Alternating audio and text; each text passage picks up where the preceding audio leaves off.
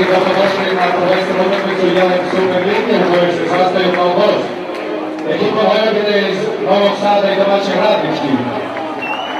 Ekipa Vojvodine nastupiće u sledećem sastavu: 12 Helač, 2 Radolja, 3 Leković, 6 Bajka Sredovanović, rezervni igrači u Vojvodini 2 Šefor Štabalje, Marko Klesić.